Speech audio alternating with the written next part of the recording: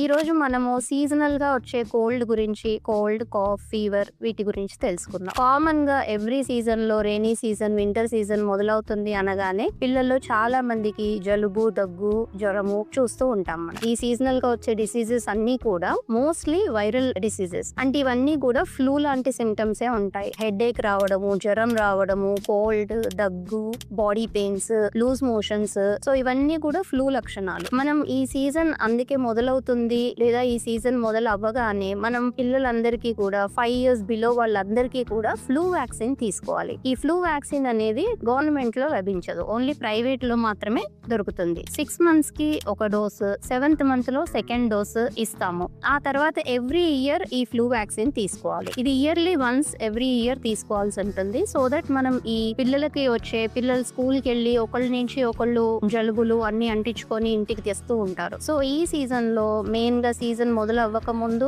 మొదలయ్యిన తర్వాత వెంటనే మాన్సూన్ సీజన్ లో అందరికి ఫ్లూ వ్యాక్సిన్ ఇప్పించడం వల్ల మనం ఈ తీవ్రతని, ఫ్లూ వల్ల వచ్చే సివియర్ నిమోనియాస్ కానీ, వైరల్ నిమోనియాస్ కానీ రాకుండా ప్రివెంట్ చేయడానికి వీలవుతుంది. ఇంకొకటి, పిల్లలకి హ్యాండ్ శానిటైజేషన్ గురించి చెప్పడము, వార్మ్ వాటర్ ఇవ్వడము, కోల్డ్ మామూలుగా నేసల్ డ్రాప్స్ కానీ, స్టీమ్ ఇన్హలేషన్ కానీ ఇలాంటివి చేస్తూ ఉండొచ్చు. ఇందాక మనం చెప్పుకున్నట్టుగా ఫ్లూ అన్నది వైరల్ డిసీజ్. అయితే చాలా మంది పేరెంట్స్ తెలియక చాలా రకాల యాంటీబయాటిక్స్ బయట తీసుకొని వాడుతూ ఉంటారు. మీరు ఎన్ని యాంటీబయాటిక్స్ వాడినా వైరల్ వల్ల వచ్చే జ్వరము యాంటీబయాటిక్స్ కి రెస్పాండ్ అవ్వదు. So unnecessary use of antibiotics in viral flu is not prescribed. Thank you. This is doctor Jyotsna, senior paediatrician and neonatologist at Meenakshi Hospital.